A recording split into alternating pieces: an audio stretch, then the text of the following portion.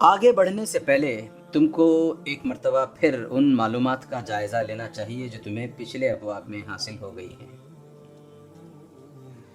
ایک، اگرچہ اسلام کے معنی خدا کی اطاعت اور فرما برداری کے ہیں، لیکن چونکہ خدا کی ذات و صفات اور اس کی مرضی کے مطابق زندگی بسر کرنے کا طریقہ اور آخرت کی جزا و سزا کا صحیح حال صرف خدا کے پیغمبر ہی کے ذریعے سے معلوم ہو سکتا ہے، اس لیے مذہب اسلام کی صحیح تعریف یہ ہوئی کہ پیغمبر کی تعلیم پر ایمان لانا اور اس کے بتائے ہوئے طریقے پر خدا کی بندگی کرنا اسلام ہے۔ جو شخص پیغمبر کے واسطے کو چھوڑ کر براہ راست خدا کی اطاعت و فرما برداری کا دعویٰ کرے وہ مسلم نہیں ہے۔ دو، قدیم زمانے میں الگ الگ قوموں کے لیے الگ الگ پیغمبر آتے تھے اور ایک ہی قوم میں یکے بعد دیگرے کئی پیغمبر آیا کرتے تھے۔ اس وقت ہر قوم کے لیے اسلام اس مذہب کا نام تھا جو خاص اسی قوم کے پیغمبر یا پیغمبروں نے سکھلایا۔ اگرچہ اسلام کی حقیقت ہر ملک اور ہر زمانے میں ایک ہی تھی، مگر شریعتیں یعنی قوانین اور عبادات کے طریقے کچھ مختلف تھے، اس لیے ایک قوم پر دوسری قوم کے پیغمبروں کی پیروی ضروری نہ تھی، اگرچہ ایمان لانا سب پر ضروری تھا۔ تین، محمد مصطفیٰ صلی اللہ علیہ وسلم جب پیغمبر بنا کر بھیجے گئے تو آپ کے ذریعے سے اسلام کی تعلیم کو مکمل کر دیا گیا اور تمام دنیا کے لیے ایک ہی شریعت بھیجی گئی۔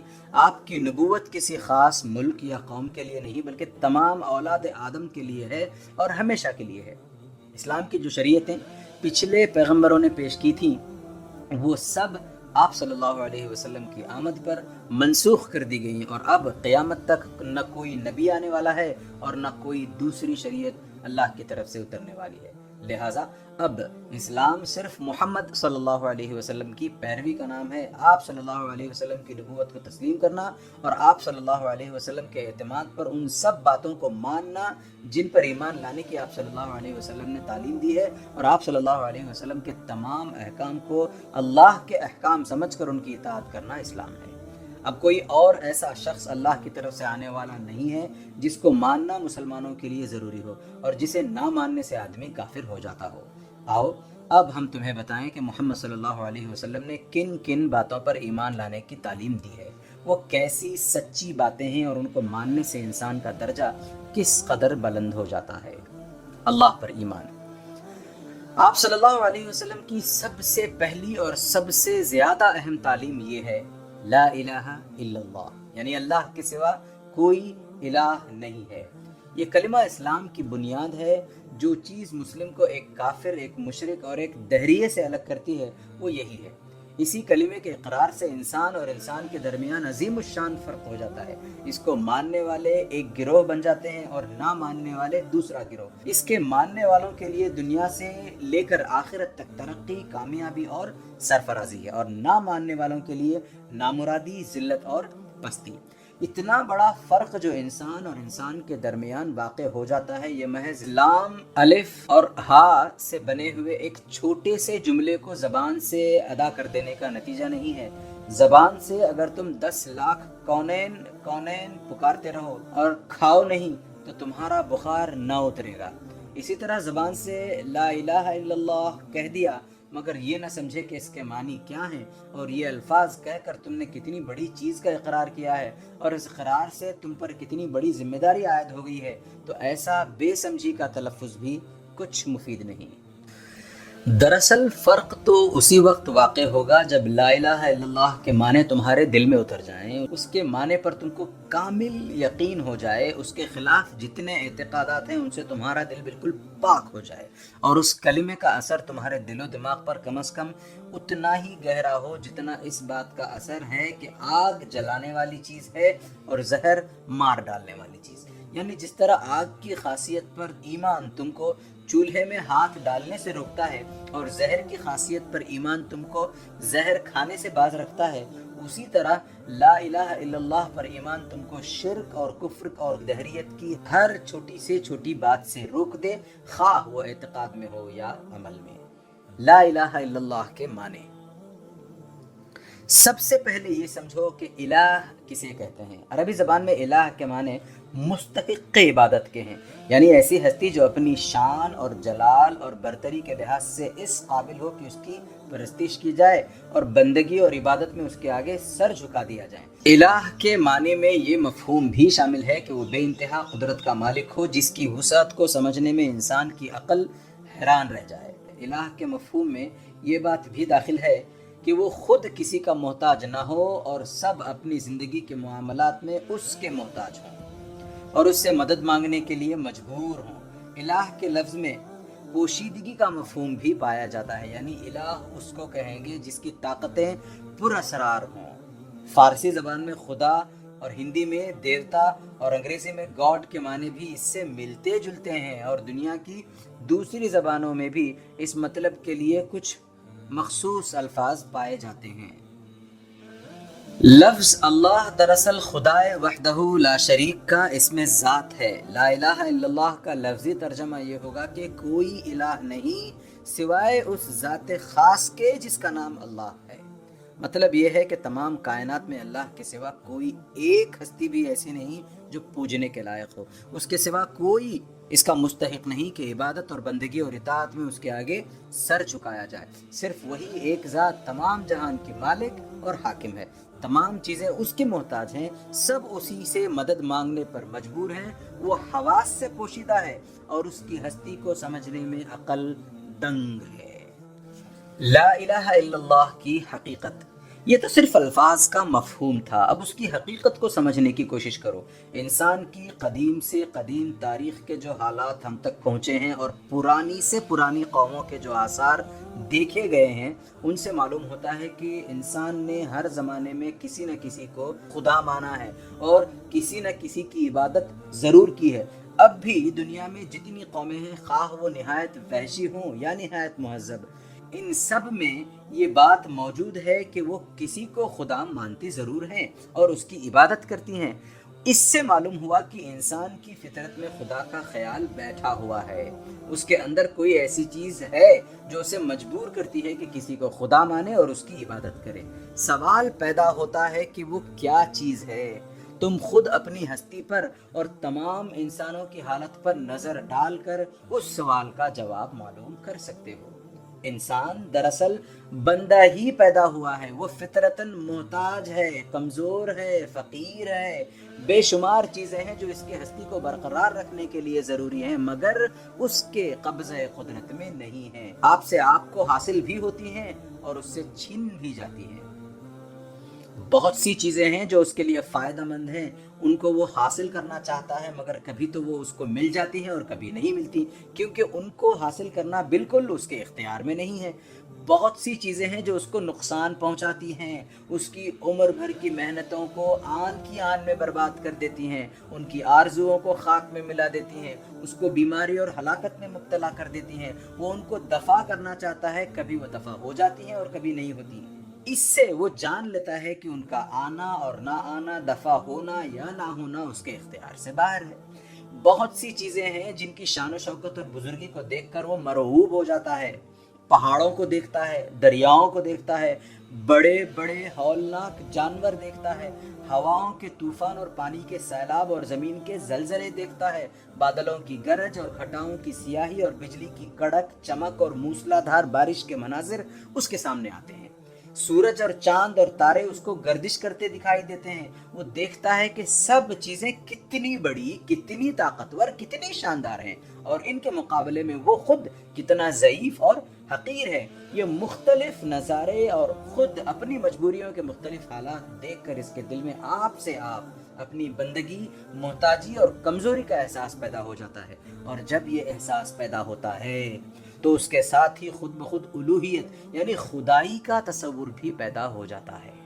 وہ ان ہاتھوں کا خیال کرتا ہے جو اتنی بڑی طاقتوں کے مالک ہیں، ان کی بزرگی کا احساس اسے مجبور کرتا ہے کہ وہ ان کے آگے اپنی عاجزی پیش کرے، ان کی نفع پہنچانے والی قوتوں کا احساس اسے مجبور کرتا ہے کہ وہ ان کے آگے مشکل کشائی کے لیے ہاتھ پھیلائے، اور ان کی نقصان پہنچانے والی طاقتوں کا احساس اسے مجبور کرتا ہے کہ وہ ان سے خوف کھائے اور ان کے غضب سے بچے۔ جہالت کے سب سے نیچے درجے میں انسان یہ سمجھتا ہے کہ جو چیزیں اس کو شان اور طاقت والی نظر آتی ہیں یا کسی طرح نفع یا نقصان پہنچاتی ہوئی محسوس ہوتی ہیں، یہی خدا ہے۔ چنانچہ وہ جانوروں، دریاؤں، پہاڑوں کو پوجتا ہے، زمین کی پرستش کرتا ہے، آگ، بارش، ہوا، چاند اور سورج کی عبادت کرنے لگتا ہے۔ یہ جہالت جب ذرا کم ہوتی ہے اور کچھ علم کی روشنی آتی ہے تو اسے معلوم ہوتا ہے کہ یہ سب چیزیں تو خود اسی کی طرح محتاج اور کمزور ہیں۔ بڑے سے بڑا جانور بھی ایک ادنا مچھر کی طرح مرتا ہے، بڑے بڑے دریا خشک ہو جاتے ہیں اور چڑھتے اترتے رہتے ہیں، پہاڑوں کو خود انسان توڑتا پھوڑتا ہے، زمین کا پھلنا پھولنا خود زمین کے اپنے اختیار میں نہیں، جب پانی اس کا ساتھ نہیں دیتا تو وہ خشک ہو جاتی ہے، پانی بھی بے اختیار ہے، اس کی آمد ہوا کی محتاج ہے، ہوا بھی اپنے اختیار میں نہیں، اس کا مفید یا غیر مفید ہونا دوسرے اسباب کے تحت ہے، چاند، سورج اور تارے بھی کسی قانون کے تابع ہیں، اس قانون کے خلاف وہ کوئی ادنا جنبش بھی نہیں کر سکتے۔ اب اس کا ذہن مخفی اور پراسرار قوتوں کی طرف منتقل ہوتا ہے، وہ خیال کرتا ہے کہ ان ظاہری چیزوں کی پشت پر کچھ پوشیدہ قوتیں ہیں جو ان پر حکومت کر رہی ہیں اور سب کچھ انہی کے اختیار میں ہے۔ یہیں سے خداؤں اور دیوتاؤں کا عقیدہ پیدا ہوتا ہے۔ روشنی، ہوا، پانی، بیماری، تندرستی اور مختلف دوسری چیزوں کے خدا الگ الگ مان لیے جاتے ہیں اور ان کی خیالی تصویریں بنا کر ان کی عبادت کی جاتی ہے۔ اس کے بعد جب اور زیادہ علم کی روشنی آتی ہے تو انسان دیکھتا ہے کہ دنیا کے انتظام میں ایک زبردست قانون اور ایک بڑے ضابطے کی پابندی پائی جاتی ہے۔ ہواؤں کی رفتار، بارش کی آمد، سیاروں کی گردش، فصلوں اور موسموں کے تغیر میں کیسی باقاعدگی ہے، کس طرح بے شمار قوتیں ایک دوسرے کے ساتھ مل کر کام کر رہی ہیں، کیسا زبردست قانون ہے کہ جو وقت جس کام کے لیے مقرر کیا گیا ہے ٹھیک اسی وقت پر کائنات کے تمام اسباب جمع ہو جاتے ہیں اور ایک دوسرے سے اشتراک عمل کرتے ہیں۔ انتظام عالم کی یہ ہم آہنگی دیکھ کر مشرک انسان یہ ماننے پر مجبور ہو جاتا ہے کہ ایک سب سے بڑا خدا بھی ہے جو ان تمام چھوٹے چھوٹے خداؤں پر حکومت کر رہا ہے، ورنہ اگر سب ایک دوسرے سے الگ اور بالکل خود مختار ہوں تو دنیا کا سارا کارخانہ درہم برہم ہو جائے۔ وہ اس بڑے خدا کو اللہ اور پرمیشور اور خدائے گان وغیرہ ناموں سے موسوم کرتا ہے، مگر عبادت میں اس کے چھوٹے خداؤں کو بھی شریک کرتا ہے۔ وہ سمجھتا ہے کہ خدائی بھی دنیاوی بادشاہوں کے نمونے پر ہے۔ جس طرح دنیا میں ایک بادشاہ ہوتا ہے اور اس کے بہت سارے وزیر اور معتمد اور ناظم اور دوسرے با اختیار عہدیدار ہوتے ہیں، اسی طرح کائنات میں بھی ایک بڑا خدا ہے اور بہت سے چھوٹے چھوٹے خدا اس کے ماتحت ہیں۔ جب تک چھوٹے خداؤں کو خوش نہ کیا جائے گا بڑے خدا تک رسائی نہ ہو سکے گی، اس لیے ان کی عبادت بھی کرو، ان کے آگے بھی ہاتھ پھیلاؤ، ان کی ناراضگی سے بھی ڈرو، ان کو بھی بڑے خدا تک پہنچنے کا ذریعہ بناؤ اور نظروں اور نیازوں سے انہیں خوش رکھو۔ پھر جب علم میں اور ترقی ہوتی ہے تو خداؤں کی تعداد گھٹنے لگتی ہے۔ جتنے خیالی خدا جاہلوں نے بنا رکھے ہیں ان میں سے ایک ایک کے متعلق غور کرنے سے معلوم ہوتا ہے انسان کو کہ وہ خدا نہیں ہیں، ہماری ہی طرح بندے ہیں، بلکہ ہم سے بھی زیادہ بے بس ہیں۔ اس طرح وہ ان کو چھوڑتا چلا جاتا ہے یہاں تک کہ آخر میں صرف ایک خدا رہ جاتا ہے، مگر اس ایک کے متعلق پھر بھی اس کے خیالات میں بہت کچھ جہالت باقی رہ جاتی ہے۔ کوئی یہ خیال کرتا ہے کہ خدا ہماری طرح جسم رکھتا ہے اور ایک جگہ بیٹھا ہوا خدائی کر رہا ہے، کوئی یہ سمجھتا ہے کہ خدا بیوی بچے رکھتا ہے اور انسان کی طرح اس کے ہاں بھی اولاد کا سلسلہ چل رہا ہے، کوئی یہ گمان کرتا ہے کہ خدا انسان کی صورت میں زمین پر اتر آتا ہے، کوئی کہتا ہے کہ خدا اس دنیا کے کارخانے کو چلا کر خاموش بیٹھ گیا ہے اور اب کہیں آرام کر رہا ہے، کوئی سمجھتا ہے کہ خدا کے ہاں بزرگوں اور روحوں کی سفارش لے جانا ضروری ہے اور ان کو وسیلہ بنائے بغیر وہاں کچھ کام نہیں چلتا، کوئی اپنے خیال میں خدا کی ایک صورت تجویز کرتا ہے اور عبادت کے لیے اس صورت کو سامنے رکھنا ضروری سمجھتا ہے۔ اس طرح کی بہت سی غلط فہمیاں توحید کا اعتقاد رکھنے کے باوجود انسان کے ذہن میں باقی رہ جاتی ہیں، جن کے سبب سے وہ شرک یا کفر میں مبتلا ہو جاتا ہے، اور یہ سب جہالت کا نتیجہ ہے۔ سب سے اوپر لا الہ الا اللہ کا درجہ ہے۔ یہ وہ علم ہے جو خود اللہ عز و جل نے ہر زمانے میں اپنے نبیوں کے ذریعے سے انسان کے پاس بھیجا ہے۔ یہی علم سب سے پہلے انسان آدم علیہ السلام کو دے کر زمین پر اتارا گیا تھا۔ یہی علم آدم علیہ السلام کے بعد نوح علیہ السلام، ابراہیم علیہ السلام، موسیٰ علیہ السلام اور دوسرے تمام پیغمبروں کو دیا گیا تھا۔ پھر اسی علم کو لے کر سب سے آخر میں محمد صلی اللہ علیہ وسلم تشریف لائے۔ یہ خالص علم ہے جس میں جہالت کا شائبہ تک نہیں۔ اوپر ہم نے شرک اور بت پرستی اور کفر کی جتنی تصویریں لکھی ہیں ان سب میں انسان اسی وجہ سے مبتلا ہوا کہ اس نے پیغمبروں کی تعلیم سے منہ موڑ کر خود اپنے حواس اور اپنے عقل پر بھروسہ کیا۔ آؤ ہم بتائیں کہ اس چھوٹے سے فقرے میں کتنی بڑی حقیقت بیان کی گئی ہے۔ ایک، سب سے پہلی چیز الوہیت یعنی خدائی کا تصور ہے۔ یہ وسیع کائنات جس کے آغاز اور انجام اور انتہا کا خیال کرنے سے ہمارا ذہن تھک جاتا ہے، جو نامعلوم زمانے سے چلی آ رہی ہے اور نامعلوم زمانے تک چلی جا رہی ہے، جس میں ایسے ایسے حیرت انگیز کرشمے ہو رہے ہیں کہ ان کو دیکھ کر عقل دنگ رہ جاتی ہے۔ اس کائنات کی خدائی صرف وہی کر سکتا ہے جو غیر محدود ہو، ہمیشہ سے ہو، ہمیشہ رہے، کسی کا محتاج نہ ہو، بے نیاز ہو، قادر مطلق ہو، حکیم اور دانا ہو، ہر چیز کا علم رکھتا ہو اور کوئی چیز اس سے مخفی نہ ہو، سب پر غالب ہو اور کوئی اس کے حکم سے سرتابی نہ کر سکے، بے حساب قوتوں کا مالک ہو اور کائنات کی ساری چیزوں کو اس سے زندگی اور رزق کا سامان بہم پہنچے، عیب، نقص اور کمزوری کی تمام صفات سے پاک ہو اور اس کے کاموں میں کوئی دخل نہ دے سکے۔ دو، خدائی کی یہ تمام صفات ایک ہی ذات میں جمع ہونی ضروری ہیں۔ یہ ناممکن ہے کہ دو ہستیاں یہ صفات برابر رکھتی ہوں، کیونکہ سب پر غالب اور سب پر حاکم تو ایک ہی ہو سکتا ہے۔ یہ بھی ممکن نہیں کہ یہ صفات تقسیم ہو کر بہت سے خداؤں میں بٹ جائیں، کیونکہ اگر حاکم ایک ہو اور عالم دوسرا اور رازق تیسرا تو ہر ایک خدا دوسرے کا محتاج ہوگا، اور اگر ایک نے دوسرے کا ساتھ نہ دیا تو ساری کائنات یک لخت فنا ہو جائے گی۔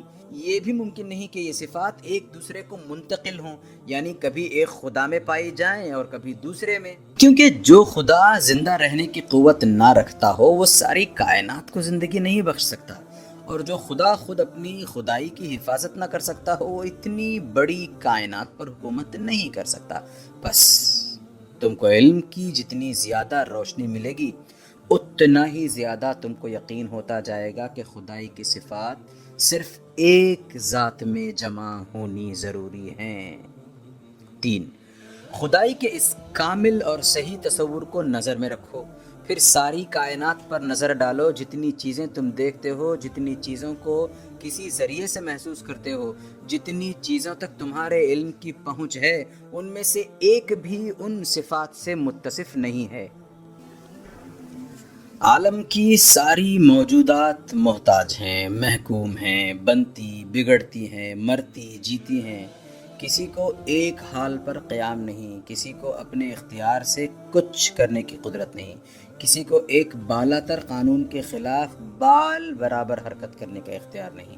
ان کے حالات خود گواہی دیتے ہیں کہ ان میں سے کوئی خدا نہیں ہے، کسی میں خدائی کی ادنا جھلک بھی نہیں پائی جاتی، کسی کا خدائی میں ذرہ برابر بھی دخل نہیں ہے۔ یہی معنی ہیں لا الہ کے۔ چار، کائنات کی ساری چیزوں سے خدائی چھین لینے کے بعد تم کو اقرار کرنا پڑتا ہے کہ ایک اور ہستی ہے جو سب سے بالا تر ہے، صرف وہی تمام خدائی صفات رکھتی ہے اور اس کے سوا کوئی خدا نہیں ہے۔ یہ معنی ہیں الا اللہ کے۔ یہ سب سے بڑا علم ہے۔ تم جس قدر تحقیق اور جستجو کرو گے تم کو یہی معلوم ہوگا کہ یہی علم کا سرا بھی ہے اور یہی علم کی آخری حد بھی۔ طبیعیات، کیمیا، ہیئت، ریاضیات، حیاتیات، حیوانیات، انسانیات، الغرض کائنات کی حقیقتوں کا کھوج لگانے والے جتنے علوم ہیں ان میں سے خواہ کوئی علم لے لو، اس کی تحقیق میں جس قدر تم آگے بڑھتے جاؤ گے، لا الہ الا اللہ کی صداقت تم پر زیادہ کھلتی جائے گی اور اس پر تمہارا یقین بڑھتا جائے گا۔ تم کو علمی تحقیقات کے میدان میں ہر قدم پر محسوس ہوگا کہ اس سب سے پہلی اور سب سے بڑی سچائی سے انکار کرنے کے بعد کائنات کی ہر چیز بے معنی ہو جاتی ہے۔ انسان کی زندگی پر عقیدہ توحید کا اثر۔ اب ہم تمہیں بتائیں گے کہ لا الہ الا اللہ کے اقرار سے انسان کی زندگی پر کیا اثر پڑتا ہے اور اس کو نہ ماننے والا دنیا اور آخرت میں کیوں ناکام نامراد ہو جاتا ہے۔ 1، اس کلمے پر ایمان رکھنے والا کبھی تنگ نظر نہیں ہو سکتا۔ وہ ایسے خدا کا قائل ہوتا ہے جو زمین اور آسمان کا خالق، مشرق و مغرب کا مالک اور تمام جہانوں کا پالنے پوسنے والا ہے۔ اس ایمان کے بعد ساری کائنات میں کوئی چیز بھی اس کو غیر نظر نہیں آتی۔ وہ سب کو اپنی ذات کی طرح ایک ہی مالک کی ملکیت اور ایک ہی بادشاہ کی رعیت سمجھتا ہے۔ اس کی ہمدردی اور محبت و خدمت کسی دائرے کی پابند نہیں رہتی۔ اس کی نظر ویسی ہی غیر محدود ہو جاتی ہے جیسی خود اللہ تعالیٰ کی بادشاہی غیر محدود ہے۔ یہ بات کسی ایسے شخص کو حاصل نہیں ہو سکتی جو بہت سے چھوٹے چھوٹے خداؤں کا قائل ہو، یا خدا میں انسان کی محدود اور ناقص صفات مانتا ہو، یا سرے سے خدا کا قائل ہی نہ ہو۔ 2، یہ کلمہ انسان میں انتہا درجے کی خودداری اور عزت نفس پیدا کرتا ہے۔ اس پر اعتقاد رکھنے والا جانتا ہے کہ صرف ایک خدا تمام طاقتوں کا مالک ہے اور اس کے سوا کوئی نفع پہنچانے والا، کوئی مارنے اور جلانے والا نہیں، کوئی صاحب اختیار اور با اثر نہیں۔ یہ علم اور یقین اس کو خدا کے سوا تمام قوتوں سے بے نیاز اور بے خوف کر دیتا ہے۔ اس کی گردن کسی مخلوق کے آگے نہیں جھکتی، اس کا ہاتھ کسی کے آگے نہیں پھیلتا، اس کے دل میں کسی بزرگی کا سکہ نہیں بیٹھتا۔ یہ صفت سوائے عقیدہ توحید کے اور کسی عقیدے سے پیدا نہیں ہو سکتی۔ شرک اور کفر اور دہریت کی لازمی خاصیت یہ ہے کہ انسان مخلوقات کے آگے جھکے، ان کو نفع اور نقصان کا مالک سمجھے، ان سے خوف کھائے اور انہی سے امیدیں وابستہ رکھے۔ 3، خودداری کے ساتھ یہ کلمہ انسان میں انکساری بھی پیدا کرتا ہے۔ اس کا قائل کبھی مغرور اور متکبر نہیں ہو سکتا۔ اپنی قوت اور دولت اور قابلیت کا گھمنڈ اس کے دل میں سما ہی نہیں سکتا، کیونکہ وہ جانتا ہے کہ اس کے پاس جو کچھ ہے وہ خدا کا ہی دیا ہوا ہے، اور خدا جس طرح دینے پر قادر ہے اسی طرح چھین لینے پر بھی قادر ہے۔ اس کے مقابلے میں عقیدہ الحاد کے ساتھ جب انسان کو کسی قسم کا دنیاوی کمال حاصل ہوتا ہے تو وہ متکبر ہو جاتا ہے، کیونکہ وہ اپنے کمال کو محض اپنی قابلیت کا نتیجہ سمجھتا ہے۔ اسی طرح شرک اور کفر کے ساتھ بھی غرور پیدا ہونا لازمی ہے، کیونکہ مشرک اور کافر اپنے خیال میں یہ سمجھتا ہے کہ خداؤں اور دیوتاؤں سے اس کا کوئی خاص تعلق ہے جو دوسروں کو نصیب نہیں۔ 4، اس کلمے پر اعتقاد رکھنے والا اچھی طریقے سے سمجھتا ہے کہ نفس کی پاکیزگی اور عمل کی نیکی کے سوا اس کی نجات اور فلاح کا کوئی ذریعہ نہیں، کیونکہ وہ ایک ایسے خدا پر اعتقاد رکھتا ہے جو بے نیاز ہے، کسی سے کوئی رشتہ نہیں رکھتا، بے لاگ عدل کرنے والا ہے اور کسی کو اس کی خدائی میں دخل یا اثر حاصل نہیں۔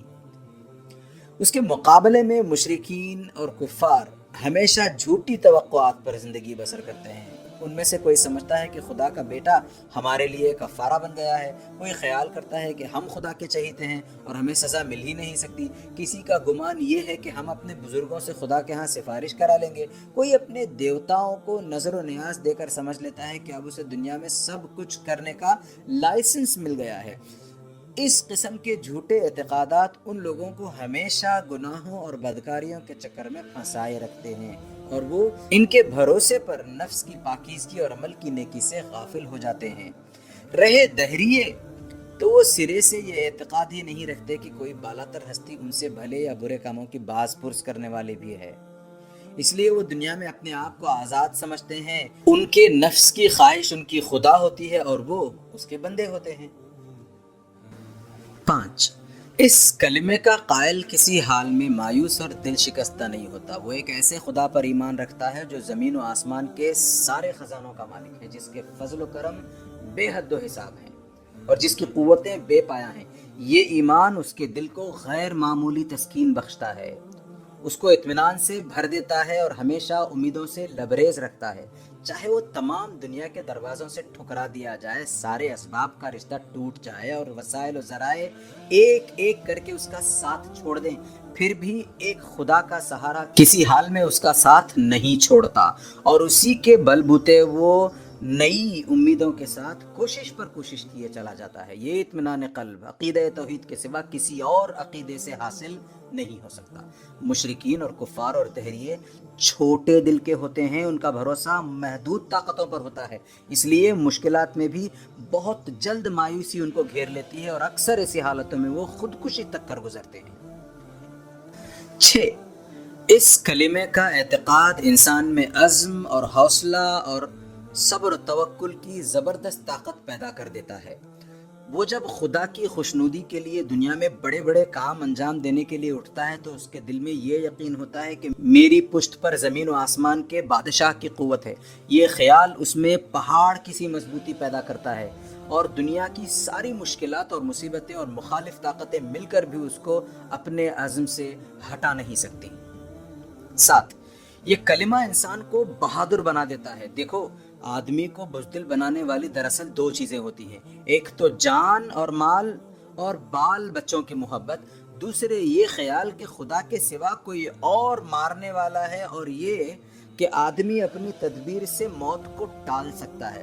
لا الہ الا اللہ کا اعتقاد ان دونوں چیزوں کو دل سے نکال دیتا ہے۔ پہلی چیز تو اس لیے نکل جاتی ہے کہ اس کا قائل اپنی جان و مال اور ہر چیز کا مالک خدا ہی کو سمجھتا ہے اور اس کی خوشنودی کے لیے سب کچھ قربان کرنے پر تیار ہو جاتا ہے۔ رہی دوسری چیز تو وہ اس وجہ سے باقی نہیں رہتی کہ لا الہ الا اللہ کہنے والے کے نزدیک جان لینے کی قدرت کسی انسان یا حیوان یا توپ یا تلوار یا لکڑی یا پتھر میں نہیں ہے۔ اس کا اختیار صرف خدا کو ہے، اور اس نے موت کا جو وقت مقرر کر دیا ہے اس سے پہلے دنیا کی تمام قوتیں مل کر بھی چاہیں تو کسی کی جان نہیں لے سکتی۔ یہی وجہ ہے کہ اللہ پر ایمان رکھنے والے سے زیادہ بہادر دنیا میں کوئی نہیں ہوتا۔ اس کے مقابلے میں تلواروں کی باڑھ اور گولیوں کی بوچھاڑ اور فوجوں کی یورش سب ناکام ہو جاتی ہیں۔ جب وہ خدا کی راہ میں لڑنے کے لیے بڑھتا ہے تو اپنے سے 10 گنی طاقت کا بھی منہ پھیر دیتا ہے۔ مشرکین اور کفار اور دہریے یہ قوت کہاں سے لائیں گے؟ ان کی تو جان ان کو سب سے زیادہ پیاری ہوتی ہے، اور وہ یہ سمجھتے ہیں کہ موت دشمن کے لانے سے آتی ہے اور ان کے بھاگنے سے بھاگ سکتی ہے۔ 8. لا الہ الا اللہ کا اعتقاد انسان میں قناعت اور بے نیازی کی شان پیدا کر دیتا ہے۔ حرص، ہوس، شک، حسد کے رقیق جذبات اس کے دل سے نکال دیتا ہے۔ کامیابی حاصل کرنے کے لیے ناجائز اور ذلیل طریقے اختیار کرنے کا خیال تک اس کے ذہن میں نہیں آنے دیتا۔ وہ سمجھتا ہے کہ رزق اللہ کے ہاتھ میں ہے، جس کو چاہے زیادہ دے، جس کو چاہے کم دے۔ عزت، طاقت اور ناموری اور حکومت سب کچھ خدا کے اختیار میں ہے۔ وہ اپنی مصلحتوں کے لحاظ سے جس کو جس قدر چاہتا ہے عطا کرتا ہے۔ ہمارا کام صرف اپنی حد تک جائز کوشش کرنا ہے۔ کامیابی اور ناکامی خدا فضل پر موقوف ہے۔ وہ اگر دینا چاہے تو دنیا کی کوئی طاقت، کوئی قوت اسے روک نہیں سکتی، اور اگر وہ نہ دینا چاہے تو کوئی طاقت دلوا نہیں سکتی۔ اس کے مقابلے میں مشرکین اور کفار اور دہریے اپنی کامیابی اور ناکامی کو اپنی کوشش اور دنیاوی طاقتوں کی مدد یا مخالفت پر موقوف سمجھتے ہیں، اس لیے ان میں حرص اور ہوس مسلط رہتی ہے۔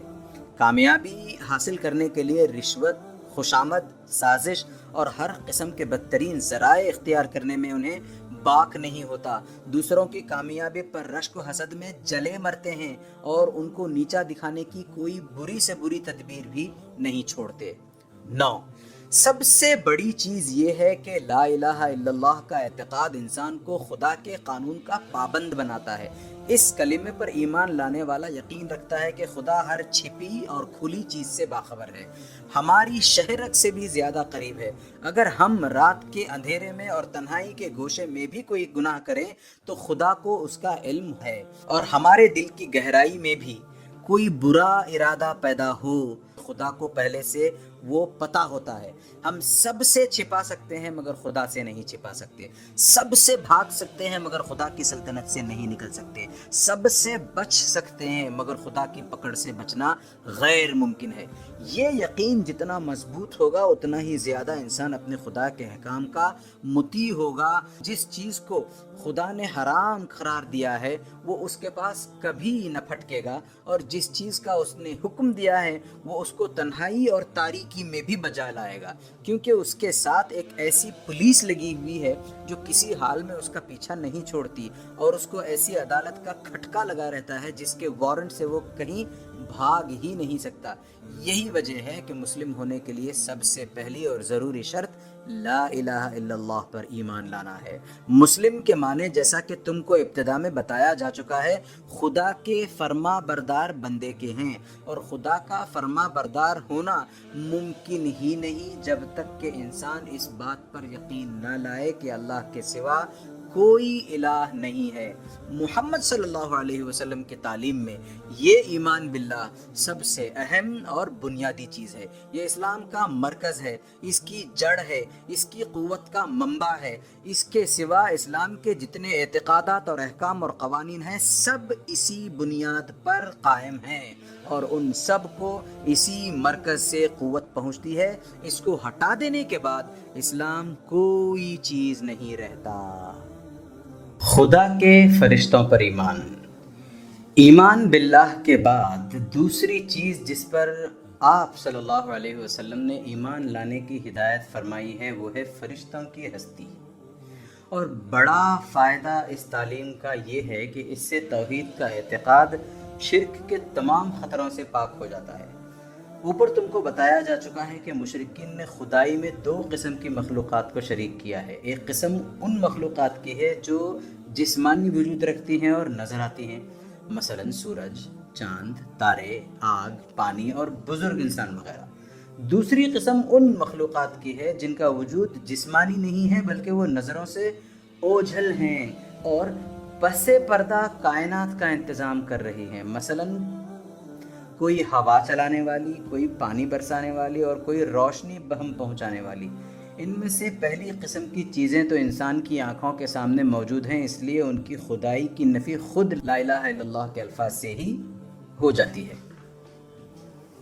لیکن دوسری قسم کی مخلوقات پوشیدہ اور پر اسرار ہیں۔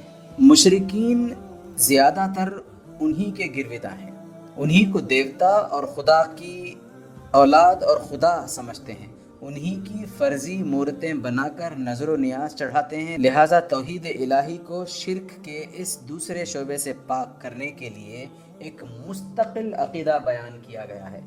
نبی کریم صلی اللہ علیہ وسلم نے ہمیں بتایا ہے کہ یہ پوشیدہ نورانی ہستیاں جن کو تم دیوتا اور خدا اور اولاد خدا کہتے ہو، یہ دراصل خدا کے فرشتے ہیں، ان کا خدائی میں کوئی دخل نہیں، یہ سب خدا کے تابع فرمان ہیں اور اس قدر مطیع ہیں کہ حکم الہی سے بال برابر بھی سرتابی نہیں کر سکتے۔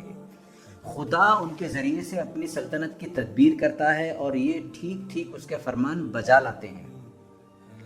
ان کو خود اپنے اختیار سے کچھ کرنے کی قدرت نہیں، یہ اپنی طرف سے خدا کے حضور میں کوئی تجویز پیش نہیں کر سکتے، ان کی اتنی مجال بھی نہیں کہ اس کے سامنے کسی کی سفارش کر دیں۔ ان کی عبادت کرنا اور ان سے مدد مانگنا تو انسان کے لیے ذلت ہے، کیونکہ روز اول میں اللہ تعالیٰ نے ان سے آدم علیہ السلام کو سجدہ کرایا تھا، اور ان سے بڑھ کر آدم کو علم عطا کیا تھا، اور ان کو چھوڑ کر آدم علیہ السلام کو زمین کی خلافت عطا کی تھی۔ بس جو انسان خود ان فرشتوں کا مسجود ہے اس کے لیے اس سے بڑھ کر کیا ذلت ہو سکتی ہے کہ وہ الٹا ان کے آگے سجدے کرے اور ان سے بھیک مانگے۔ نبی کریم صلی اللہ علیہ وسلم نے ایک طرف تو ہم کو فرشتوں کی پرستش کرنے اور خدائی میں ان کو شریک ٹھہرانے سے روک دیا، دوسری طرف آپ صلی اللہ علیہ وسلم نے ہمیں یہ بتایا کہ فرشتے خدا کی برگزیدہ مخلوق ہیں، گناہوں سے پاک ہیں، ان کی فطرت ایسی ہے کہ وہ خدا کے احکام کی نافرمانی کر ہی نہیں سکتے، وہ ہمیشہ خدا کی بندگی و عبادت میں مشغول رہتے ہیں۔ انہی میں سے ایک برگزیدہ فرشتے کے ذریعے سے اللہ تعالیٰ اپنے پیغمبروں پر وحی بھیجتا ہے، جن کا نام جبریل ہے، حضرت صلی اللہ علیہ وسلم کے پاس جبریل علیہ السلام ہی کے ذریعے سے قرآن کی آیتیں نازل ہوتی تھیں، انہی فرشتوں میں وہ فرشتے بھی موجود ہیں جو ہر وقت تمہارے ساتھ لگے ہوئے ہیں، تمہاری ہر اچھی اور بری حرکت کو ہر وقت دیکھتے رہتے ہیں، تمہاری ہر اچھی بری بات کو ہر وقت سنتے اور نوٹ کرتے ہیں۔ ان کے پاس ہر شخص کی زندگی کا ریکارڈ محفوظ رہتا ہے۔ مرنے کے بعد جب تم خدا کے سامنے حاضر ہوگے تو یہ تمہارا نامہ اعمال پیش کر دیں گے، اور تم دیکھو گے کہ عمر بھر تم نے چھپے اور کھلے جو بھی نیکیاں اور بدیاں کی تھیں وہ سب اس میں موجود ہیں۔ فرشتوں کی حقیقت ہم کو نہیں بتائی گئی، صرف ان کی صفات بتائی گئی ہیں اور ان کی ہستی پر یقین رکھنے کا حکم دیا گیا ہے۔ ہمارے پاس یہ معلوم کرنے کا کوئی ذریعہ نہیں کہ وہ کیسے ہیں اور کیسے نہیں، لہٰذا اپنی عقل سے ان کی ذات کے متعلق کوئی بات تراش لینا جہالت ہے، اور ان کے وجود سے انکار کرنا کفر ہے، کیونکہ انکار کرنے کے لیے کسی کے پاس کوئی دلیل نہیں، اور انکار کے معنی رسول اکرم صلی اللہ علیہ وسلم کو نعوذ باللہ جھوٹا قرار دینے کے مترادف ہے۔ ہم ان کے وجود پر صرف اس لیے ایمان لاتے ہیں کہ خدا کے سچے رسول صلی اللہ علیہ وسلم نے ہم کو ان کی خبر دی ہے۔ خدا کی کتابوں پر ایمان۔ تیسری چیز جس پر ایمان لانے کی تعلیم محمد صلی اللہ علیہ وسلم کے ذریعے سے ہم کو دی گئی ہے وہ اللہ کی کتابیں ہیں جو اس نے اپنے نبیوں پر نازل کی۔ اللہ تعالیٰ نے جس طرح محمد صلی اللہ علیہ وسلم پر قرآن نازل فرمایا ہے، اسی طرح آپ سے پہلے جو رسول گزرے تھے ان کے پاس بھی اپنی کتابیں بھیجی تھیں۔ ان میں سے بعض کتابوں کے نام ہم کو بتائے گئے: صحف ابراہیم جو حضرت ابراہیم علیہ السلام پر اترے، تورات جو موسیٰ علیہ السلام پر نازل ہوئی، زبور جو داؤد علیہ السلام کے پاس بھیجی گئی، اور انجیل جو عیسیٰ علیہ السلام کو دی گئی۔ ان کے سوا دوسری کتابیں جو رسولوں کے پاس آئی تھیں ان کے نام ہم کو نہیں بتائے گئے، اس لیے کسی اور مذہبی کتاب کے متعلق ہم یقین کے ساتھ یہ نہیں کہہ سکتے کہ وہ خدا کی طرف سے ہے، اور نہ ہی یہ کہہ سکتے ہیں کہ وہ خدا کی طرف سے نہیں ہے۔ البتہ ہم ایمان لاتے ہیں کہ جو کتابیں بھی خدا کی طرف سے آئی تھیں وہ سب برحق تھیں۔ جن کتابوں کے نام ہم کو بتائے گئے ان میں صحف ابراہیم تو اب دنیا میں موجود نہیں ہیں، رہیں تورات اور زبور اور انجیل تو وہ البتہ یہودیوں اور عیسائیوں کے پاس موجود ہیں، مگر قرآن شریف میں ہم کو بتایا گیا ہے کہ ان سب کتابوں میں لوگوں نے خدا کے کلام کو بدل ڈالا اور اپنی طرف سے بہت سی باتیں ان کے اندر ملا دی ہیں۔ خود عیسائی اور یہودی بھی تسلیم کرتے ہیں کہ اصل کتابیں ان کے پاس نہیں ہیں، صرف ان کے ترجمے باقی رہ گئے ہیں جن میں صدیوں سے ترمیم ہوتی رہی ہے اور اب تک ہوتی چلی آ رہی ہے۔ پھر ان کتابوں کے پڑھنے سے بھی صاف معلوم ہوتا ہے کہ ان میں بہت سی باتیں ایسی ہیں جو خدا کی طرف سے نہیں ہو سکتی، اس لیے جو کتابیں موجود ہیں وہ ٹھیک ٹھیک خدا کی کتابیں نہیں ہیں۔ ان میں خدا کا کلام اور انسان کا کلام مل جل گئے ہیں، اور یہ معلوم کرنے کا کوئی ذریعہ نہیں ہے کہ خدا کا کلام کون سا ہے اور انسان کا کلام کون سا۔ لہٰذا پچھلی کتابوں پر ایمان کا جو حکم ہم کو دیا گیا ہے وہ صرف اس حیثیت سے ہے کہ خدا نے قرآن سے پہلے بھی دنیا کی ہر قوم کے پاس اپنے احکام اپنے نبیوں کے ذریعے سے بھیجے تھے، اور وہ سب اسی ایک خدا کے احکام تھے جس کی طرف سے قرآن آیا ہے۔ اور قرآن کوئی نئی اور انوکھی کتاب نہیں ہے، بلکہ اسی تعلیم کو زندہ کرنے کے لیے بھیجی گئی ہے جس کو پہلے زمانے کے لوگوں نے پایا اور کھو دیا یا بدل ڈالا یا انسانی کلاموں سے خلط ملط کر دیا۔ قرآن شریف خدا کی سب سے آخری کتاب ہے۔ اس میں اور پچھلی کتابوں میں کئی حیثیتوں سے فرق ہے۔ ایک، پہلے جو کتابیں آئی تھیں ان میں سے اکثر کے اصلی نسخے دنیا سے گم ہو گئے اور ان کے صرف ترجمے رہ گئے ہیں، لیکن قرآن جن الفاظ میں اترا تھا ٹھیک ٹھیک انہی الفاظ میں موجود ہے، اس کے ایک حرف بلکہ ایک شوشے میں بھی تغیر نہیں ہوا۔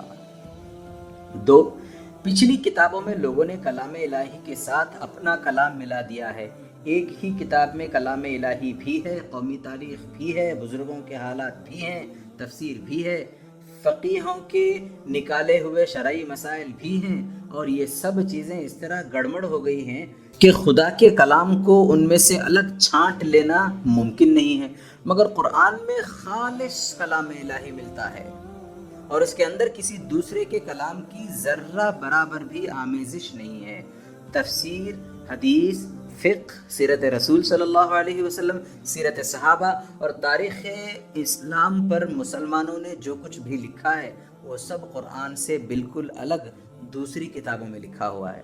قرآن میں ان کا ایک لفظ بھی ملنے نہیں پایا ہے۔ 3، جتنی مذہبی کتابیں دنیا کی مختلف قوموں کے پاس ہیں ان میں سے ایک کے متعلق بھی تاریخی سند سے یہ ثابت نہیں کیا جا سکتا کہ وہ جس نبی کی طرف منسوب ہے واقعی وہ اسی نبی کی ہے، بلکہ بعض مذہبی کتابیں ایسی ہیں جن کے متعلق اتنی زبردست تاریخی شہادتیں موجود ہیں کہ کوئی شخص محمد صلی اللہ علیہ وسلم کی طرف اس کی نسبت میں شک ہی نہیں کر سکتا۔ اس کی آیتوں کے متعلق یہ معلوم ہے کہ کون سی آیت کب اور کہاں نازل ہوئی۔ 4، پچھلی کتابیں جن زبانوں میں نازل ہوئی تھیں وہ ایک مدت سے مردہ ہو چکے ہیں، اب دنیا میں کہیں بھی ان کے بولنے والے باقی نہیں رہے، ان کے سمجھنے والے بھی بہت کم پائے جاتے ہیں۔ ایسی کتابیں اگر اصلی اور صحیح حالت میں موجود بھی ہوں تو ان کے احکام کو ٹھیک سمجھنا اور ان کی پیروی کرنا ممکن نہیں، لیکن قرآن جس زبان میں ہے وہ ایک زندہ زبان ہے۔ دنیا میں کروڑوں آدمی آج بھی اس کو بولتے ہیں اور کروڑوں آدمی اسے جانتے اور سمجھتے ہیں۔ اس کی تعلیم کا سلسلہ دنیا میں ہر جگہ جاری ہے، ہر شخص اس کو سیکھ سکتا ہے، اور جو اس کو سیکھنے کی فرصت نہیں رکھتا اس کو ہر جگہ ایسے لوگ مل سکتے ہیں جو قرآن کے معنی اسے سمجھانے کی قابلیت رکھتے ہوں۔ 5، جتنی مذہبی کتابیں دنیا کی مختلف قوموں کے پاس ہیں ان میں سے ہر کتاب میں کسی خاص قوم کو مخاطب کیا گیا ہے، اور ہر کتاب میں ایسے احکام پائے جاتے ہیں جو معلوم ہوتا ہے کہ صرف ایک خاص زمانے کے حالات اور ضروریات کے لیے تھے، مگر اب نہ ان کی ضرورت ہے اور نہ ان پر عمل کیا جا سکتا ہے۔ اس سے یہ بات خود بخود ظاہر ہو جاتی ہے کہ یہ سب کتابیں الگ الگ قوموں کے لیے مخصوص تھیں۔ ان میں سے کوئی کتاب بھی تمام دنیا کے لیے نہیں آئی تھی۔ پھر جن قوموں کے لیے یہ کتابیں آئی تھیں ان کے لیے بھی یہ ہمیشہ کے واسطے نہ تھیں بلکہ کسی خاص زمانے کے لیے تھیں۔ اب قرآن کو دیکھو، اس کتاب میں ہر جگہ انسان کو مخاطب کیا گیا ہے۔ اس کے کسی فقرے سے بھی یہ شبہ نہیں ہو سکتا کہ یہ کسی خاص قوم کے لیے ہے۔ نیز اس کتاب میں جتنے احکام دیے گئے ہیں وہ سب ایسے ہیں جن پر ہر زمانے میں ہر جگہ عمل کیا جا سکتا ہے۔ یہ بات ثابت کرتی ہے کہ قرآن ساری دنیا کے لیے ہے اور ہمیشہ کے لیے ہے۔ 6، پچھلی کتابوں میں سے ہر ایک میں نیکی اور صداقت کی باتیں بیان کی گئی تھیں، اخلاق اور راست بازی کے اصول سکھائے گئے تھے، خدا کی مرضی کے مطابق زندگی بسر کرنے کے طریقے بتائے گئے تھے، لیکن کوئی ایک کتاب بھی ایسی نہ تھی جس میں ساری خوبیوں کو ایک جگہ جمع کر دیا گیا ہو اور کوئی چیز چھوڑی نہ گئی ہو۔ یہ بات صرف قرآن میں ہے کہ جتنی خوبیاں پچھلی کتابوں میں الگ الگ تھیں وہ سب اس میں جمع کر دی گئی ہیں، اور جو خوبیاں پچھلی کتابوں سے چھوٹ گئی تھیں وہ بھی اس کتاب میں آ گئی ہیں۔ 7، تمام مذہبی کتابوں میں انسان کے دخل در معقولات سے ایسی باتیں مل گئی ہیں جو حقیقت کے خلاف ہیں، عقل کے خلاف ہیں، ظلم اور بے انصافی پر مبنی ہیں، انسان کے عقیدے اور عمل دونوں کو خراب کرتی ہیں، حتیٰ کہ بہت سی کتابوں میں فحش اور بد اخلاقی کی باتیں بھی پائی جاتی ہیں۔ قرآن ان سب چیزوں سے پاک ہے، اس میں کوئی ایسی بات نہیں ہے جو عقل کے خلاف ہو یا جس کو دلیل یا تجربے سے غلط ثابت کیا جا سکتا ہو۔ اس کے کسی حکم میں بے انصافی نہیں ہے، اس کی کوئی بات انسان کو گمراہی میں ڈالنے والی نہیں ہے، اس میں فحش اور بد اخلاقی کا نام و نشان تک نہیں ہے۔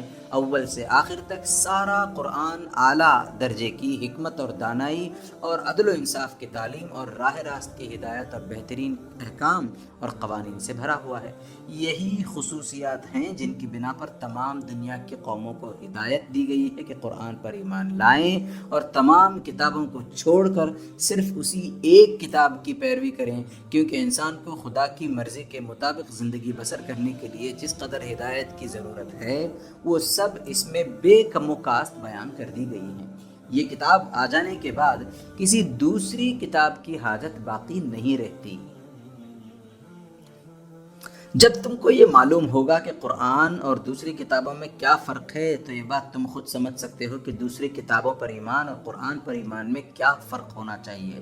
پچھلی کتابوں پر ایمان صرف تصدیق کی حد تک ہے، یعنی وہ سب خدا کی طرف سے تھیں اور سچی تھیں، اور اسی غرض کے لیے آئی تھیں جس کو پورا کرنے کے لیے قرآن آیا ہے۔ اور قرآن پر ایمان اس حیثیت سے ہے کہ یہ خدا کا خالص کلام ہے، سراسر حق ہے، اس کا ہر لفظ محفوظ ہے، اس کی ہر بات سچی ہے، اس کے ہر حکم کی پیروی فرض ہے، اور ہر وہ بات رد کر دینے کے قابل ہے جو قرآن کے خلاف ہو۔ خدا کے رسولوں پر ایمان۔ کتابوں کے بعد ہم کو خدا کے تمام رسولوں پر بھی ایمان لانے کی ہدایات کی گئی ہیں۔ یہ بات تم کو پچھلے باب میں بتائی جا چکی ہے کہ خدا کے رسول تمام قوموں کے پاس آئے تھے اور ان سب نے اسی اسلام کی تعلیم دی تھی جس کی تعلیم دینے کے لیے آخر میں محمد صلی اللہ علیہ وسلم تشریف لائے۔ اس لحاظ سے خدا کے تمام رسول ایک ہی گروہ کے لوگ تھے۔ اگر کوئی شخص ان میں سے کسی ایک کو بھی جھوٹا قرار دے تو گویا اس نے سب کو جھٹلا دیا، اور کسی ایک کی بھی تصدیق کرے تو آپ اس کے لیے لازم ہو جاتا ہے کہ سب کی تصدیق کرے۔ فرض کرو کہ 10 آدمی ایک ہی بات کہتے ہیں، جب تم نے ایک سچا تسلیم کیا تو خود بخود تم نے باقی 9 کو بھی سچا تسلیم کر لیا۔ اگر تم ایک کو جھوٹا کہو گے تو اس کے معنی یہ ہیں کہ تم نے خود اس بات ہی کو جھوٹ قرار دے دیا ہے جو وہ بیان کر رہا ہے، اور اس سے 10 کی تکذیب لازم آئے گی۔ یہی وجہ ہے کہ اسلام میں تمام رسولوں پر ایمان لانا ضروری ہے۔ جو شخص کسی رسول پر ایمان نہ لائے وہ کافر ہوگا، خواہ باقی رسولوں کو مانتا ہو۔ روایات میں ہے کہ دنیا کی مختلف قوموں میں جو نبی بھیجے گئے ہیں ان کی تعداد 1,24,000 ہے۔ اگر تم خیال کرو کہ دنیا کب سے آباد ہے اور اس میں کتنی قومیں گزر چکی ہیں تو یہ تعداد کچھ بھی زیادہ معلوم نہیں ہوگی۔ ان 1.25 نبیوں میں سے جن کے نام ہم کو قرآن نے بتائے ہیں ان پر تو صراحت کے ساتھ ایمان لانا ضروری ہے۔ باقی تمام کے متعلق ہم کو صرف عقیدہ رکھنے کی تعلیم دی گئی ہے کہ جو لوگ بھی خدا کی طرف سے اس کے بندوں کی ہدایت کے لیے بھیجے گئے تھے وہ سب سچے تھے۔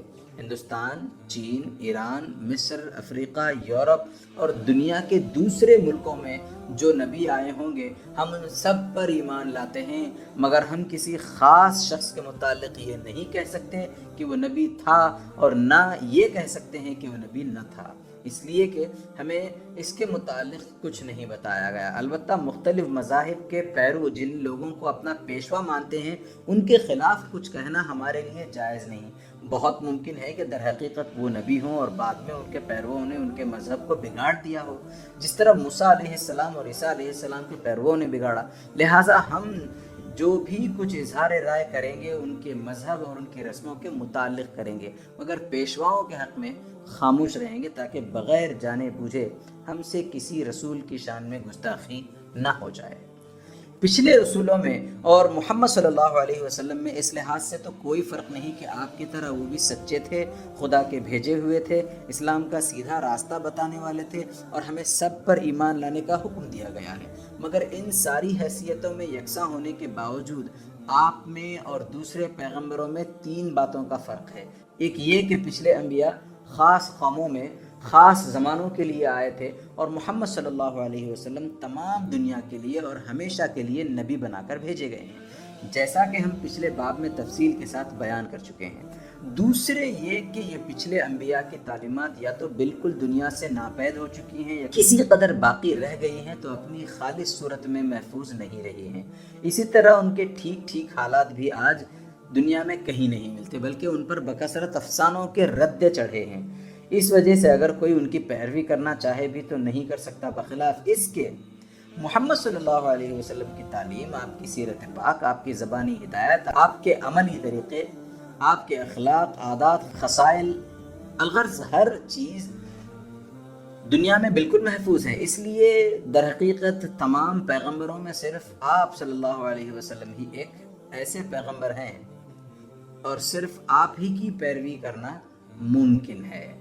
تیسرے یہ کہ پچھلے انبیاء کے ذریعے سے اسلام کی جو تعلیم دی گئی تھی وہ مکمل نہیں تھی۔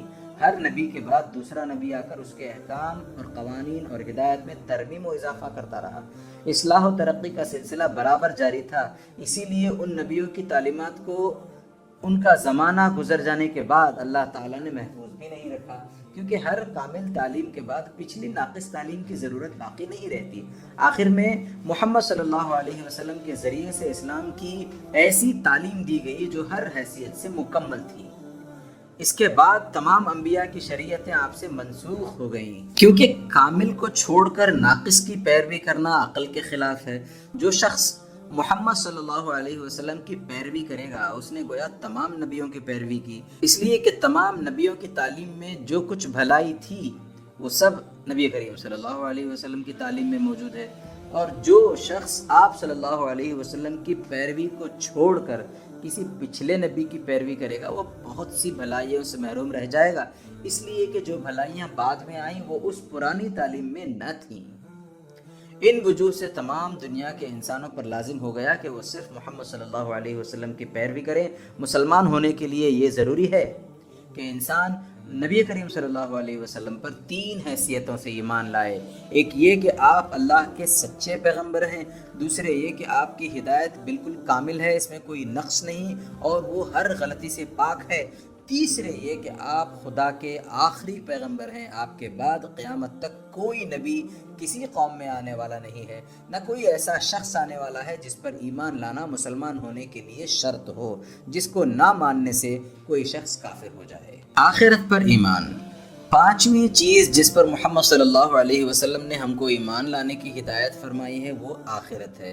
آخرت کے متعلق جن جن چیزوں پر ایمان لانا ضروری ہے وہ یہ ہیں: ایک دن اللہ عز و جل تمام عالم اور اس کی مخلوقات کو مٹا دیں گے، اس دن کا نام قیامت ہے۔ 2، پھر وہ سب کو ایک دوسری زندگی بخشیں گے اور سب اللہ کے سامنے حاضر ہوں گے، اس کو حشر کہتے ہیں۔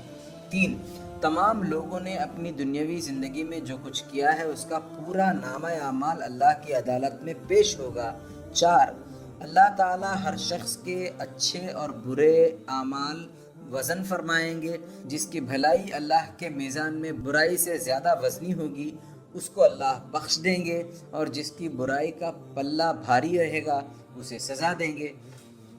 5، جن لوگوں کی بخشش ہو جائے وہ جنت میں جائیں گے اور جن کو سزا دی جائے وہ دوزخ میں جائیں گے۔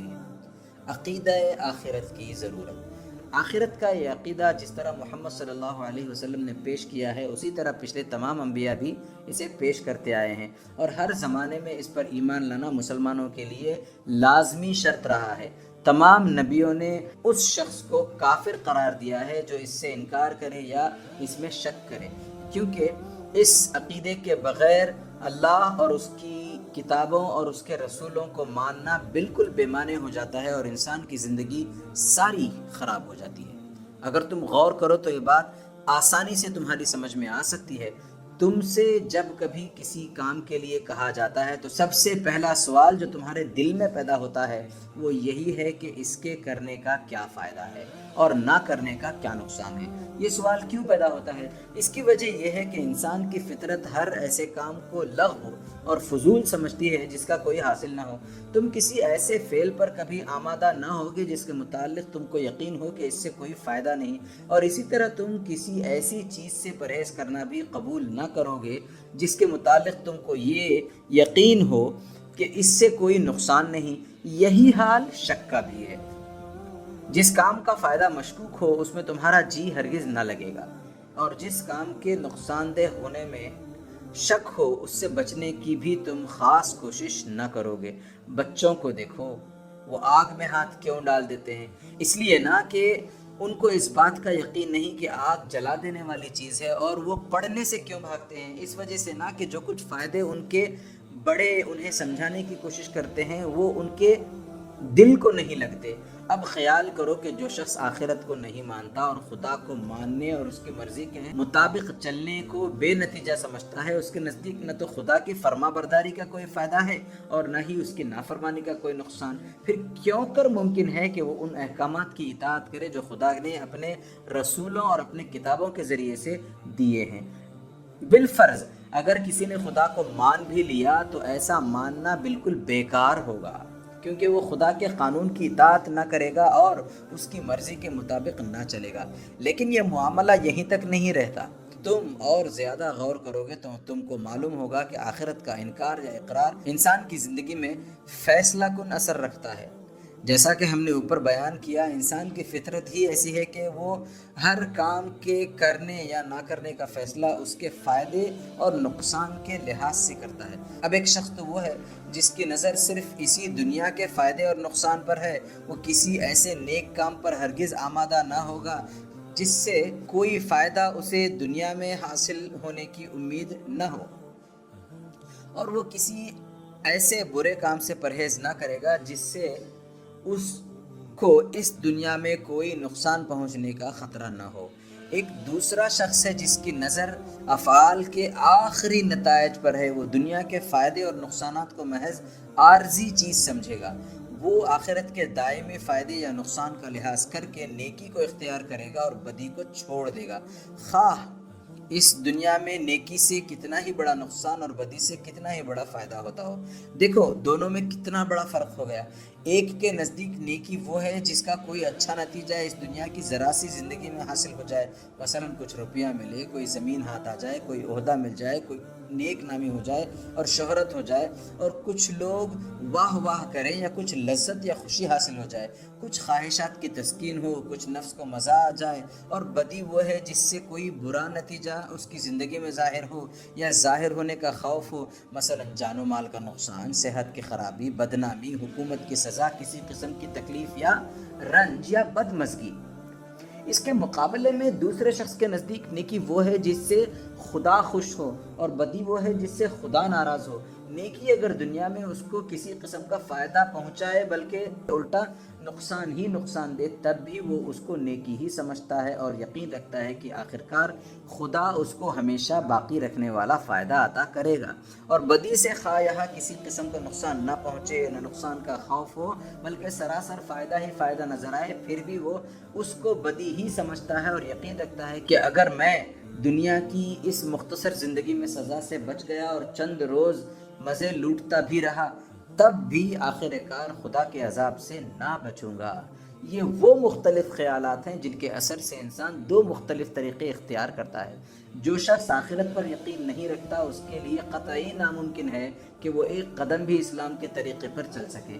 اسلام کہتا ہے کہ خدا کی راہ میں غریبوں کو زکوٰۃ دو، وہ جواب دیتا ہے کہ زکوٰۃ سے میری دولت گھٹ جائے گی، میں تو اپنے مال پر الٹے سود لوں گا اور سود کی ڈگری میں غریبوں کے گھر کا تنکا تک غرق کرا لوں گا۔ اسلام کہتا ہے ہمیشہ سچ بولو اور جھوٹ سے پرہیز کرو، خواہ سچائی میں کتنا ہی نقصان اور جھوٹ میں کتنا ہی فائدہ ہو۔ وہ جواب دیتا ہے کہ میں ایسی سچائی کو لے کر کیا کروں گا جس سے مجھے نقصان پہنچے اور کچھ فائدہ نہ ہو، اور ایسے جھوٹ سے پرہیز کیوں کروں جو فائدہ مند ہو اور جس میں بدنامی کا خوف تک نہ ہو۔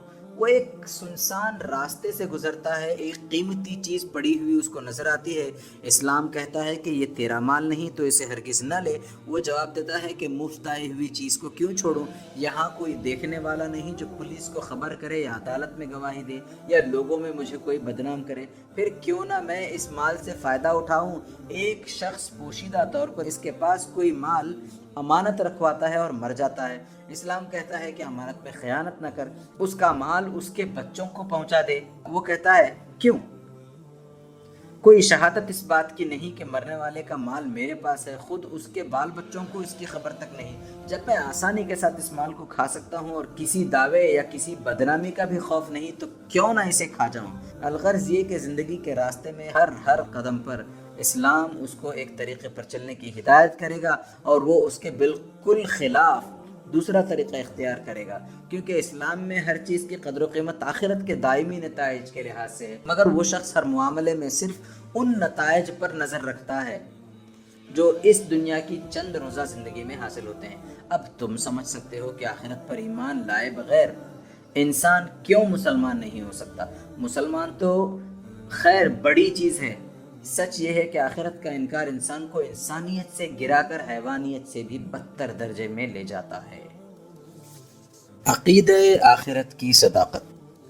عقیدہ آخرت کی ضرورت اور اس کی منفعت تم کو معلوم ہو گئی۔ اب ہم مختصر طور پر تمہیں یہ بتاتے ہیں کہ محمد صلی اللہ علیہ وسلم نے جو عقیدہ آخرت کے متعلق بیان فرمایا ہے، عقل کی روح سے بھی ہمیں وہی صحیح معلوم ہوتا ہے۔ اگرچہ اس عقیدے پر ہمارا ایمان صرف رسول خدا صلی اللہ علیہ وسلم کے اعتماد پر ہے، عقل پر اس کا مدار نہیں ہے۔ لیکن جب ہم غور و فکر سے کام لیتے ہیں تو ہم کو آخرت کے متعلق تمام عقیدوں میں سب سے زیادہ یہی عقیدہ مطابق عقل معلوم ہوتا ہے۔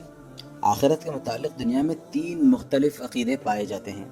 ایک گروہ کہتا ہے کہ انسان مرنے کے بعد فنا ہو جاتا ہے، اس کے بعد کوئی زندگی نہیں۔ یہ دہریوں کا خیال ہے جو سائنسدان ہونے کا دعویٰ کرتے ہیں۔ دوسرا گروہ کہتا ہے کہ انسان اپنے اعمال کا نتیجہ بھگتنے کے لیے بار بار اسی دنیا میں جنم لیتا ہے۔ اگر اس کے اعمال برے ہیں تو وہ دوسرے جنم میں کوئی جانور مثلا کتا یا بلی بن کر آئے گا، یا کوئی درخت بن کر پیدا ہوگا، یا کسی بدتر درجے کے انسان کی شکل اختیار کرے گا، اور اگر اچھے اعمال ہیں تو زیادہ اونچے درجے پر پہنچے گا۔ یہ خیال بعض خام مذہبوں میں پایا جاتا ہے۔ تیسرا گروہ قیامت اور حشر اور خدا کی عدالت میں پیشی اور جزا اور سزا پر ایمان رکھتا ہے۔ یہ تمام انبیاء کا متفقہ عقیدہ ہے۔ اب پہلے گروہ کے عقیدے پر غور کرو۔ ان لوگوں کا کہنا ہے کہ مرنے بعد کسی کو زندہ ہوتے ہوئے ہم نے نہیں دیکھا، ہم تو یہی دیکھتے ہیں کہ جو مرتا ہے وہ مٹی میں مل جاتا ہے، لہٰذا مرنے کے بعد کوئی زندگی نہیں۔ مگر غور کرو، کیا یہ کوئی دلیل ہے؟ مرنے کے بعد تم نے کسی کو زندہ ہوتے نہیں دیکھا تو تم زیادہ سے زیادہ کہہ سکتے ہو کہ ہم نہیں جانتے کہ مرنے کے بعد کیا ہوگا۔ اس سے آگے بڑھ کر تم یہ جو دعویٰ کرتے ہو کہ ہم جانتے ہیں کہ مرنے کے بعد کچھ نہ ہوگا، اس کا تمہارے پاس کیا ثبوت ہے؟ ایک گنوار نے اگر ہوائی جہاز نہیں دیکھا تو وہ کہہ سکتا ہے کہ مجھے معلوم نہیں کہ ہوائی جہاز کیا چیز ہے، لیکن جب وہ کہے گا کہ میں جانتا ہوں کہ ہوائی جہاز جیسی کوئی چیز ہے ہی نہیں، تو عقل مند اس کو احمق کہیں گے۔ اس لیے کہ اس کا کسی چیز کو نہ دیکھنا یہ معنی نہیں رکھتا کہ وہ چیز سرے سے ہے ہی نہیں۔ ایک آدمی کیا اگر ساری دنیا کے لوگوں نے بھی کسی چیز کو نہ دیکھا تو یہ دعویٰ نہیں کیا جا سکتا کہ وہ ہے ہی نہیں یا ہو ہی نہیں سکتی۔ اس کے بعد دوسرے عقیدے کو لیجئے۔ اس عقیدے کی روح سے ایک شخص جو اس وقت انسان ہے وہ اس لیے انسان ہوگا کہ جب وہ جانور تھا تو اس نے اچھے عمل کیے تھے، اور ایک جانور جو اس وقت جانور ہے تو وہ اس لیے جانور ہو گیا ہے کہ انسان کی جیون میں اس نے برے عمل کیے تھے۔ دوسرے الفاظ میں یوں کہو کہ انسان اور حیوان اور درخت ہونا سب دراصل پہلے جنم کے اعمال کا نتیجہ ہے۔ اب سوال یہ ہے کہ پہلے کیا چیز تھی؟ اگر کہتے ہو کہ پہلے انسان کا قالب اس کو کسی اچھے عمل کے بدلے میں ملا، اگر کہتے ہو کہ حیوان تھا یا درخت تھا، ماننا پڑے گا کہ اس سے پہلے انسان ہو، ورنہ سوال ہوگا کہ درخت یا حیوان کا قالب اس کو کس برے عمل کی سزا میں ملا ہے۔ الغرض یہ کہ اس عقیدے کے ماننے والے مخلوقات کی ابتدا کسی جیون سے بھی قرار نہیں دیتے، کیونکہ ہر جیون سے پہلے ایک جیون ہونا ضروری ہے تاکہ بعد والے جیون کے عمل کا نتیجہ قرار دیا جائے۔ یہ بات صریح عقل کے خلاف ہے۔ اب تیسرے عقیدے کو لو۔ اس میں سب سے پہلے یہ بیان کیا گیا ہے کہ ایک دن قیامت آئے گی اور خدا اپنے اس کارخانے کو توڑ پھوڑ کر نئے سرے سے ایک دوسرا زیادہ اعلیٰ درجے کا پائیدار کارخانہ بنائے گا۔ یہ ایسی بات ہے کہ جس کے صحیح ہونے میں کسی شک کی گنجائش نہیں رہتی۔ دنیا کے اس کارخانے پر جتنا غور کیا جاتا ہے اتنا ہی زیادہ اس کا ثبوت ملتا ہے کہ یہ دائمی کارخانہ نہیں ہے، کیونکہ جتنی قومیں اس میں کام کر رہی ہیں وہ سب محدود ہیں اور ایک روز ان کا ختم ہو جانا یقینی ہے۔ اس لیے تمام سائنسدان اس بات پر متفق ہو چکے ہیں کہ ایک دن سورج ٹھنڈا اور بے نور ہو جائے گا، سیارے ایک دوسرے سے ٹکرائیں گے اور دنیا تباہ ہو جائے گی۔ دوسری بات یہ بھی بیان کی گئی ہے کہ انسان کو دوبارہ زندگی بخشی جائے گی۔ کیا ناممکن ہے؟ اگر ناممکن ہے تو اب جو زندگی انسان کو حاصل ہے یہ کیسے ممکن ہو گئی؟ ظاہر ہے کہ جس خدا نے اس دنیا میں انسان کو پیدا کیا وہ دوسری دنیا میں بھی پیدا کر سکتا ہے۔ تیسری بات یہ ہے کہ انسان نے اس دنیا کی زندگی میں جتنے عمل کیے ہیں ان سب کا ریکارڈ محفوظ ہے اور حشر کے دن پیش ہوگا۔ یہ ایسی چیز ہے جس کا ثبوت آج ہم کو اس دنیا میں بھی مل رہا ہے۔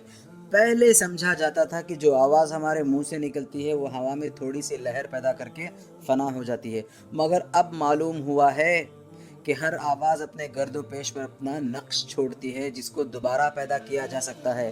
چنانچہ گراموفون کا ریکارڈ اسی اصول پر بنا ہے۔ اسی سے یہ معلوم ہوا کہ ہماری ہر حرکت کا ریکارڈ ان تمام چیزوں پر منقوش ہو رہا ہے جن کے ساتھ اس حرکت کا کسی طور پر تصادم ہوتا ہے۔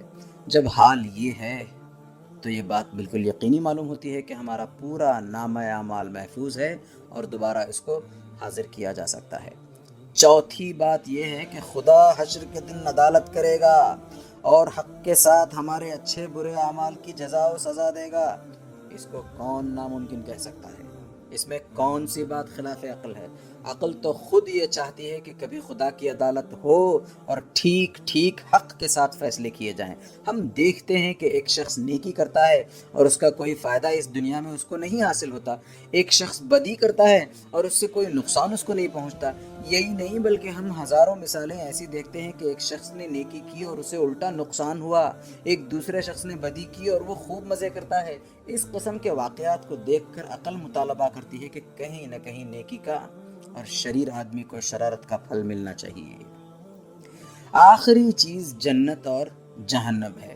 ان کا وجود بھی ناممکن نہیں۔ اگر سورج، چاند اور مریخ کو خدا بنا سکتا ہے تو آخر جنت اور جہنم نہ بنا سکنے کی کیا وجہ ہے؟ جب وہ عدالت کرے گا اور لوگوں کو جزا و سزا دے گا تو جزا پانے والوں کے لیے کوئی عزت اور لطف و مسرت کا مقام اور سزا پانے والوں کے لیے کوئی ذلت اور رنج و تکلیف کا مقام بھی ہونا چاہیے۔ ان باتوں پر جب تم غور کرو گے تو تمہاری عقل خود کہے گی کہ انسان کے انجام کے متعلق جتنے عقیدے دنیا میں پائے جاتے ہیں ان میں زیادہ دل کو لگتا ہوا عقیدہ یہی ہے، اور اس میں کوئی چیز خلاف عقل یا ناممکن نہیں لگتی۔ پھر جب ایسی ایک بات محمد صلی اللہ علیہ وسلم جیسے سچے نبی نے بیان کی ہے اور اس میں سراسر ہماری بھلائی ہے تو عقل مندی یہ ہے کہ اس پر یقین کیا جائے، نہ یہ کہ خواہ مخواہ بلا کسی دلیل کے شک کیا جائے۔ کلمہ طیبہ، یہ 5 عقیدے تاہم قدر پر ایمان کا عقیدہ، یہ 6 عقیدوں کا خلاصہ صرف ایک کلمے میں آ جاتا ہے، لا الہ الا اللہ محمد الرسول اللہ۔ جب تم لا الہ الا اللہ کہتے ہو تو تمام باطل معبودوں کو چھوڑ کر صرف ایک خدا کی بندگی کا اقرار کرتے ہو، اور جب محمد الرسول اللہ کہتے ہو تو اس بات کی تصدیق کرتے ہو کہ محمد صلی اللہ علیہ وسلم اللہ کے رسول ہیں۔ رسالت کی تصدیق کے ساتھ خود بخود یہ بات تم پر لازم آتی ہے کہ خدا کی ذات و صفات اور ملائکہ اور کتب آسمانی اور انبیاء و آخرت اور قدر کے متعلق جو کچھ اور جیسا کچھ نبی کریم صلی اللہ علیہ وسلم نے تعلیم فرمایا ہے اس پر ایمان لاؤ، اور اللہ کی عبادت اور فرما برداری کا جو طریقہ آپ صلی اللہ علیہ وسلم نے بتایا ہے اس کی پیروی کرو۔